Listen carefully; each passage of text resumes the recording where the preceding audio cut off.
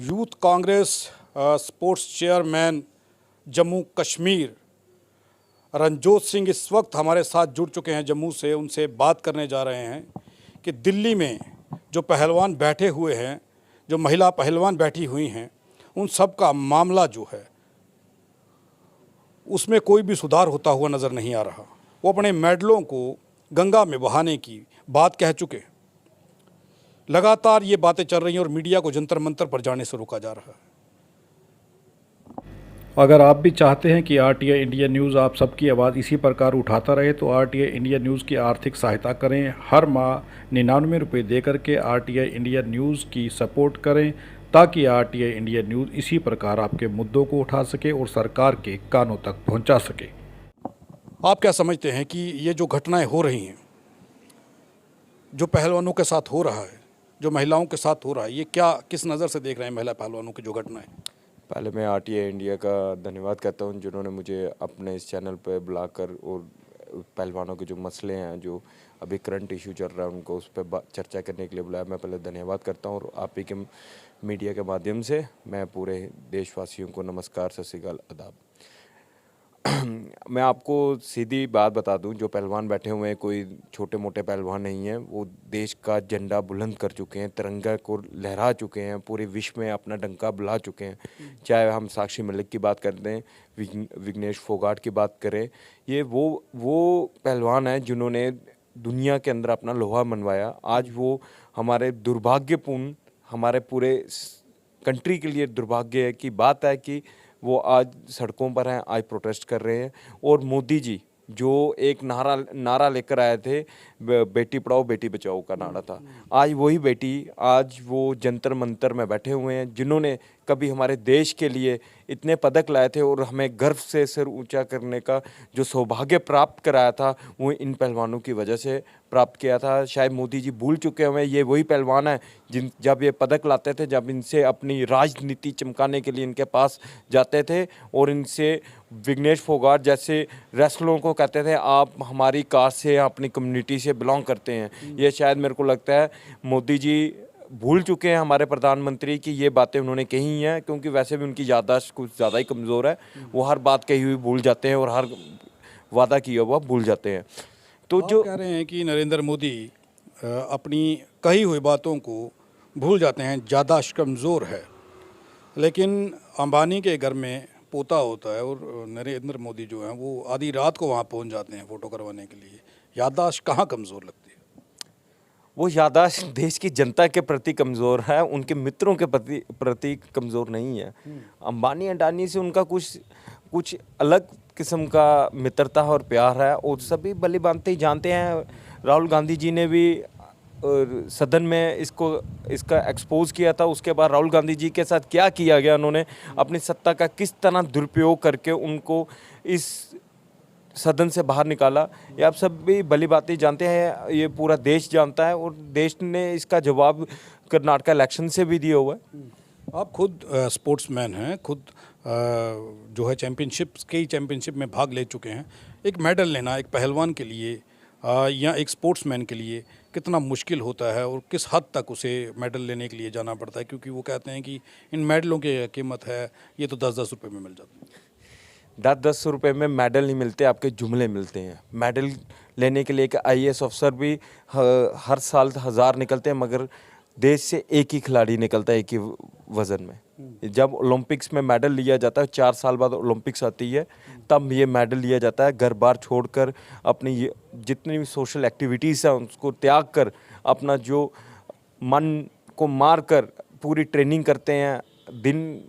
ना दिन देखा जाता है स्पोर्ट्समैन के द्वारा, ना रात देखी जाती है। उनका टारगेट होता है देश को पदक दिलाना। ये एक 10 रुपये का मेडल नहीं है, ये कई करोड़ों दिनों की रातों की मेहनत है जो देश के गर्व पूर्ण होती है। ये मेडल जब आता है, ये एक दिन से मेडल और एक दिन से प्लेयर खिलाड़ी तैयार नहीं होता। ये कई सालों की मेहनत, कई सालों का तप होता है, तब जाके ये मेडल आता है। जब ये सोना कहते हैं तब के सोना बनता है, ये वही खिलाड़ी हैं, ये तब का ही सोना लाते हैं। और मैं आपको बता दूं, अगर हमारे देश के तिरंगे की हिफाजत के लिए अगर हमारे फौजी भाई अगर जान की बाजी लाते हैं तो दूसरे नंबर पे हमारे खिलाड़ी हैं जो देश की सम्मान के लिए, तिरंगे की मान के लिए और राष्ट्रगान के लिए जो अपने दिन रात एक करते हैं, अपने घर वालों से दूर रह के स्पोर्ट्स हॉस्टल्स में रहते हैं, ना सुबह देखते हैं ना शाम को देखते हैं, ट्रेनिंग पे उनका फोकस होता है। वो सिर्फ अगर फौजी भाइयों के बाद है तो स्पोर्ट्समैन है जो देश के गर्व के लिए जीते हैं। बृजभूषण शरण सिंह के लिए क्या कहेंगे? अभी तक गिरफ्तार नहीं किया गया, खुलेआम मंच के ऊपर भाषण देते हुए नज़र आते हैं, राजनीति करते हुए नज़र आ रहे हैं। अगर इनकी जगह कोई और होता तो मोदी सरकार या भाजपा का रिएक्शन क्या होता? आप भली भांति जानते हैं ये वही सरकार है, जब कांग्रेस में 5-10 रुपए कोई सिलेंडर महंगा होता था तो ये रोड पे होते था, आज कहाँ सिलेंडर की कीमतें पहुंच गई हैं। चलो ये तो हमारा विषय नहीं है, विषय हमारा अभी स्पोर्ट्स पे है। ये शायद भूल गए हैं जब हम कॉमनवेल्थ गेम्स होस्ट हुई थी तब कलमाड़ी द्वारा कोई घोटाला किया गया था तो कांग्रेस ने उसका बहिष्कार किया था, कलमाड़ी को, उसको सजा भी दिलवाई थी। अब मैं पूछना चाहता हूँ मोदी सरकार से, अगर आपका ये मंत्री भ्रष्ट है या आपके मंत्री पे ये आरोप है जो पहलवानों के द्वारा लगाए गए हैं, वो एक तरफ वो पहलवान जिन्होंने देश के तिरंगे के लिए, देश के झंडे के लिए, देश के सम्मान के लिए, देश के राष्ट्रगान के लिए अपना दिन रात एक करके पदक लाए और हम पूरे देशवासियों को गर्वित महसूस कराया जब ओलंपिक में बजरंग पूनिया ने मेडल लाया, जब साक्षी मलिक ने मेडल लाया, जब विघ्नेश फोगाट ने एशियन गेम्स में गोल्ड लाया, तब हमारी छाती फूल के एक 56 इंच का जो सीने का नारा देते थे वो अब 56 इंच का सीना कहाँ चला गया? अपने मंत्री जब इसमें इस गहराव में आ चुके हैं, जो उनके कुकर्म है, जो उनके रेसलिंग के प्रति जो उनकी नीच सोच है, वो उसके लिए उनको वो साथ दे रहे हैं। तब से उनके आज ये मुद्दा अप्रैल से आज इस मुद्दे को हुए 2 से ज़्यादा महीने हो चुके हुए हैं, अभी भी प्रधानमंत्री मोदी जी चुप्पी साधे हुए हैं। क्यों साधे हुए हैं? हमारा यही प्रश्न है, आप क्यों नहीं इस पर इंटरवीन कर रहे हैं? क्यों नहीं इस मसले में आप इंटरवीन करके उस बृजभूषण के को डिफेंड क्यों किया जा रहा है? इसके पीछे क्या है? देखिए, आपके कांग्रेस के लोग भी खुल करके ऐसी हरकतें जो देश में हो रही हैं, महिला पहलवानों के साथ जो हुआ है, रोड के ऊपर उनको मारा गया, पीटा गया, फायर लॉन्च की गई, तो आपके कांग्रेस के लोग भी खुल करके सामने नहीं आए। क्या कांग्रेस और भाजपा के अंदर से कोई संधि है या सिर्फ ये राजनीति है, भाई ऐसे बात की और बात हो गई? ये शायद आप भूल गए हैं संसार भाई कि पहला हमारे नेता राहुल गांधी जी का इस पे ट्वीट आया था, प्रियंका गांधी जी का ट्वीट आया था, हमारे जितने भी बड़े बड़े नेता हैं सब ने इसकी निंदा की थी और उस जंतर मंतर में खुद जाकर, चाहे हमारे एनएसयूआई के प्रधान हो, आईवाईसी के प्रधान हो, जम्मू कश्मीर से यूथ के प्रधान हो, ये यूथ के कई जनरल सेक्रेटरीज हों, उन्होंने जंतर मंतर में कड़े शब्दों में इस चीज़ की निंदा की थी और अपना पूर्ण सपोर्ट जो की थी पहलवानों के हित में। तो शायद आप भूल चुके हैं, शायद आप भी थोड़ा नज़र मारें कि मुझे सब याद है। आप बताइए ना, अब कहाँ पर हैं आपके पहलवान? अब क्यों नहीं बात हो रही आपके कांग्रेस के पहलवानों की? अब उनके साथ क्यों नहीं खड़े हो रहे? आज आप भूल चुके हुए हैं कि 2 दिन पहले हम विजेंद्र सिंह जो कांग्रेस के एमएलए प्रत्याशी भी रहे हुए हैं, उन्होंने उस पर निंदा की है, उन्होंने उस पर समर्थन दिया, उन्होंने एक इस पर प्रेस कॉन्फ्रेंस की है। शायद आप उसको भी गो थ्रू करें, मीडिया के जो माध्यम से जो वीडियोज़ आई हुई हैं उससे भी उन्होंने कड़े शब्दों में निंदा की है भाजपा की और बृजभूषण की, जो उसने हरकतें की हैं, और अपना पूर्ण सहयोग दिया और पूरा फुल सपोर्ट किया। और भी खिलाड़ी, जितने भी खिलाड़ी हैं भारतवर्ष के जो हमारे देश के लिए खेलते हैं, उनको भी कहा कि इसके लिए आप आगे आए और इनका सपोर्ट करो। उनके वजह से कई खिलाड़ियों ने इनके लिए अनकंडीशनल सपोर्ट की है। अच्छा, कि प्रधानमंत्री नरेंद्र मोदी को इन महिला पहलवानों की आवाज़ क्यों नहीं सुनाई दे रही, या फिर वो टीवी नहीं देख रहे आजकल? कहाँ बिजी हैं वो? सब कुछ उनके पास आवाज़ भी सुनाई दे, आवाज़ भी जा रही है, सब कुछ जा रही है, क्योंकि मोदी जी थोड़ा लेट सुनते हैं। चाहे आप इससे पहले किसानों के मुद्दे को लेकर लो, उनको माफ़ी मांगनी पड़ी थी क्योंकि हम किसान अपनी जगह सही थे, और इसी तरह ये पहलवान भी हैं, ये भी अपनी जगह, उनको एक दिन इस पे एक्शन लेना पड़ेगा क्योंकि पूरा देश आज पहलवानों के साथ है और पूरा देश उनके लिए खड़ा है। पहलवान आज अकेले नहीं है उनके पीछे, ये पूरा भारतवर्ष उनके पीछे है। तो मोदी जी को इनको सुनना पड़ेगा, नहीं सुनेंगे तो कर्नाटका जैसा हाल अगले 2024 भी इलेक्शन आ रहे हैं, जनता जनार्दन सब जानती है और जनता जनार्दन अगर कुर्सी पे बिठाना जानती है तो कुर्सी से नीचे उतारना भी जानती है। भूषण शरण सिंह ये कह रहे हैं कि मेरे पर सारे आरोप झूठे हैं, ऐसा कुछ हुआ ही नहीं, सिर्फ मुझे बदनाम करने के लिए और मुझे फंसाने के लिए ऐसा किया गया है। मामला जो है इसकी भी जांच हो रही है, जांच का विषय है, बाद में ये झूठ निकलेगा। बृजभूषण जी तो बड़ा कुछ कहते हैं, मगर बृजभूषण जी से एक ही सवाल आता है, वो ओलंपिक लेवल के खिलाड़ियों का आपसे क्या दुश्मनी? उनको अपने खेल से मतलब है, वो अपने खेल में व्यस्त हैं, अपने ट्रेनिंग में व्यस्त हैं।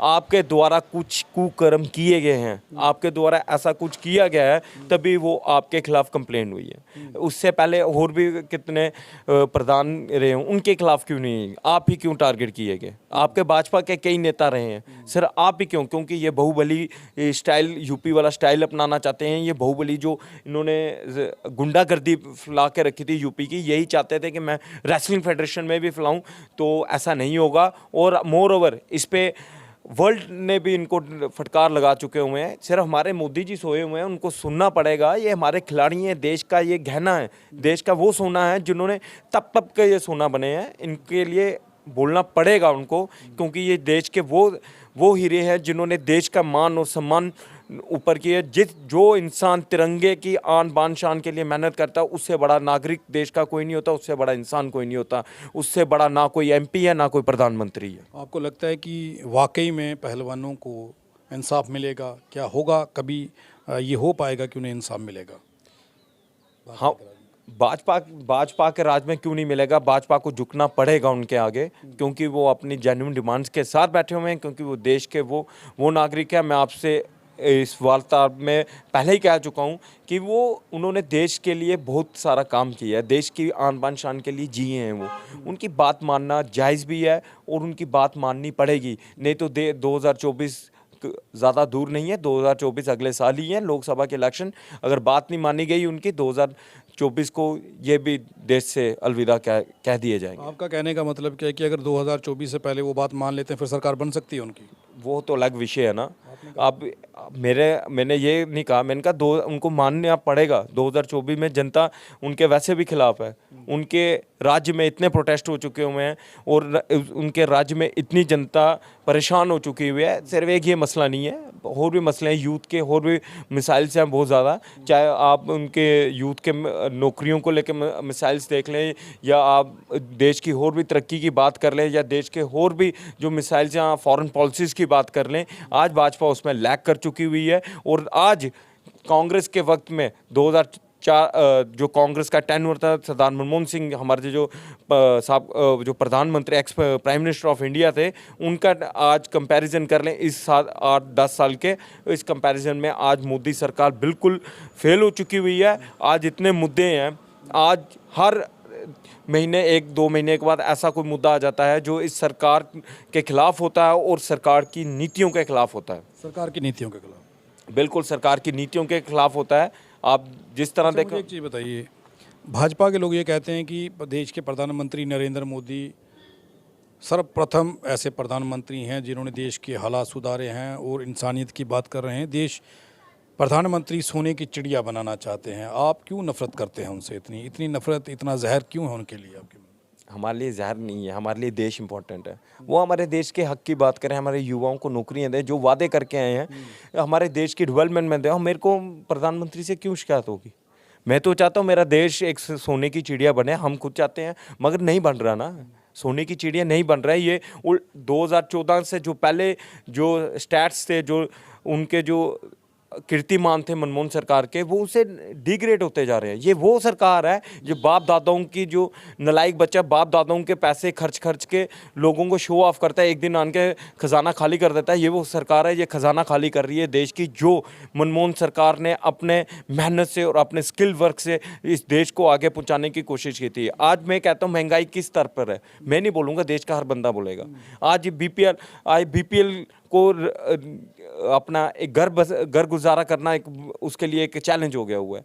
आज कहाँ गए वो SC ST मिनॉरिटीज़ की जो मनमोहन सरकार ने एक बच्चे को पढ़ने के लिए जो स्कॉलरशिप्स देते थे, वो कहाँ गई हैं? आज कौन सी स्पोर्ट्स पॉलिसी आपके पास आ चुकी है? आज वही कांग्रेस की हरियाणा में सरकार थी जिसने स्पोर्ट्स पॉलिसी इंट्रोड्यूस की थी, जिसमें जॉब्स थी, जहाँ पे स्पोर्ट्समैन आज भी SSP DSP लगे हैं। आज जितने ये स्पोर्ट्स पर्सन हैं, ये आज क्यों हैं? क्योंकि ये कांग्रेस की सरकार ने इनको फैसिलिटीज दी हरियाणा से, तभी इन्होंने इनका परिश्रम और फैसिलिटीज कांग्रेस सरकार की थी, और इनके जो कांग्रेस के सरकार द्वारा जो हरियाणा में इनामी राशि रखी गई थी, उस वजह से आज स्पोर्ट्स को थोड़ा पुशअप मिला था। बट आज जब से मोदी सरकार आई है, आपके सामने ये खिलाड़ी रोड पे क्यों हैं? अच्छा, मुझे एक बात बताइए, GST, FDI, वैट, ये सारी चीज़ें कौन लाना चाहता था 2014 से पहले? कौन लागू करना चाहता था? 2014 से पहले इसको एक समीकरण के तहत, एक वेल डिज़ाइन के तहत इसको इंट्रोड्यूस करना चाहता था। एक वक्त कांग्रेस सरकार थी, तो फिर आज विरोध क्यों? उसको मैं आपको कह रहा हूँ ना, वेल डिज़ाइन के साथ लोगों को उस लेवल तक पहुंचाने के बाद करना चाहते क्या थे। डिज़ाइन करना था बताइए? इसको बिल्कुल अपने तरीक़ेकार से डिज़ाइन करना था, जब लोगों की इनकम उस लेवल तक सेटअप करनी चाहिए थी। कुछ भी काम एक दिन में नहीं होते, उसको मोदी जी भी यही कहते हैं एक दिन में नहीं होता, पुराने खड्डे उखाड़े हैं कांग्रेस ने, भर रहा हूँ मैं। कौन से खड्डे उखाड़े हैं? उन्होंने नोटबंदी एक दिन में की है, GST उन्होंने, गब्बर सिंह टैक्स उन्होंने एक दिन में लगाया। और आज आप जम्मू कश्मीर के हालात देख लें तो जम्मू कश्मीर में प्रॉपर्टी टैक्स पे उन्होंने प्रॉपर्टी टैक्स इम्प्लीमेंट कर दिया है। जम्मू कश्मीर में आज जम्मू कश्मीर की बेरोज़गारी आज हिंदुस्तान के दूसरे नंबर पे है। सब कुछ बढ़िया हो जाएगा, हम ठीक कर देंगे, ये कांग्रेस वाले हमें नहीं करने दे रहे, ये बीच में टंगा अड़काते हैं। फुल मेजॉरिटी से, एब्सोल्यूट मेजॉरिटी से आप सरकार में बैठे हुए हैं, हम नहीं बैठे हैं। आप तो ED, अब CBI, ये तो आपने जेब में डाल के आप यूज़ कर रहे हैं। ऐसा थोड़ी होता है जनाब, सरकारी डिपार्टमेंट है, फिर इसका मतलब पहले आप भी इस्तेमाल करते आपने, हम नहीं करते थे ना, तभी ये बात थे। आज ये दुरुपयोग ये कर रहे हैं। आज इन्होंने एक मशीन लगाई हुई है, जो BJP से बाहर होता है वो भ्रष्टाचार होता है, जब BJP की मशीन से आता है वो ईमानदार हो जाता है। वो एक ईमानदारी का इन्होंने कोई वो मशीन लगा रखी है। आप जो अगर भ्रष्टाचार है, आप भाजपा की मशीन के अंदर जाएंगे, आप ईमानदार और सच्चे नागरिक होकर आ जाएंगे। कौन से भ्रष्टाचारी हैं, 2 नाम बता दीजिए जरा। बहुत से भ्रष्टाचारी हैं जो पार्टी छोड़ के भाजपा ज्वाइन की हुई है, भ्रष्टाचार की वजह से ज्वाइन की थी। उन्होंने ED उनके पर चलाई गई थी। उन्होंने हमारे कांग्रेस के बड़े बड़े नेता हैं जिन्होंने कांग्रेस छोड़ कर मोदी जी के साथ जफिए डालते फिरते थे। क्यों डालते थे? क्यों ऐसा होता था? भाजपा के द्वारा कई B टीमें खोली गई हैं जम्मू कश्मीर में। कल सपोज करिए आपकी सरकार बनती है दोबारा कांग्रेस की, तो वो मंत्री अगर वापस आएंगे तो क्या आप वापस ले लेंगे? आपकी सरकार वापस ले लेगी, कांग्रेस सरकार वापस ले लेगी? बड़ा दावा होने वाला है। कांग्रेस सरकार ऐसे मंत्रियों को कभी वापस नहीं लेगी। ये अब कांग्रेस को भली भांति पता चल गया हुआ है, जो करप्ट थे, जिन्होंने कुछ करप्शन की थी, वो आज ऑटोमेटिकली भाजपा के हित में चले गए हैं। तो कांग्रेस अपने, कौन सा पॉलिटिशियन है जो करप्ट नहीं होता या जो करप्शन नहीं करता? ऐसा हो सकता है, कोई नाम बता दीजिए। बहुत सारे सर पॉलिटिशियंस हैं जनाब, बहुत सारे। आज सारे पॉलिटिशियन करप्ट नहीं होते हैं, जो होते हैं वो सत्ता में बैठे हैं वो इस टाइम। लोग तो ये कहते हैं कि जिसने सफ़ेद पजामा कुर्ता डाल लिया और ये कह दिया मैं नेता हूँ, तो वो करप्शन वहीं से शुरू हो जाती है। ये आपका और शायद लोगों का भ्रम हो, ऐसी बात नहीं है। जो एक नेता होता है वो सेवक होता है, जनता की सेवा के लिए आया होता है। इधर तो सेवक बन के हैं, लेकिन बाद में क्या होता है? बाद में कुछ भी नहीं होता है। जो होता है, जनता का सेवक है। तो जो अपनी जनता की सेवा करता है वो आज भी टिके हुए हैं। जो जनता की सेवा नहीं करता वो फिर जनता के सामने। मोदी जी भी तो टिके हुए हैं इतनी देर से। मोदी जी तो बहुत किसी और काम से टिके हुए हैं, वो उनके मित्रों की वजह से टिके हुए हैं। वो भी तो सेवा कर रहे हैं। वो सेवा नहीं कर रहे हैं, देश का दुरुपयोग कर रहे हैं। चलिए, कांग्रेस नेता का बड़ा दावा कि बृजभूषण शरण सिंह को जेल में डाल देना चाहिए और महिला पहलवानों को उनके हक मिलने चाहिए, कार्रवाई होनी चाहिए, नहीं तो 2024 के चुनाव में जो होगा वो देखने योग्य होगा। बड़ा नुकसान हो सकता है भाजपा को, ये कांग्रेस के नेताओं का मानना है। अब देखते हैं कि कांग्रेस के नेता क्या करते हैं और क्या महिला पहलवानों को इंसाफ मिलेगा। बृजभूषण शरण सिंह की जगह जो जेल में है वो जेल में जाएंगे या नहीं जाएंगे। आप देखते रहें RTA इंडिया न्यूज़, लोकतंत्र का पहरेदार, ताकि हम पहुंचा सकें आप तक वो खबरें जो नहीं पहुंच रही। धन्यवाद।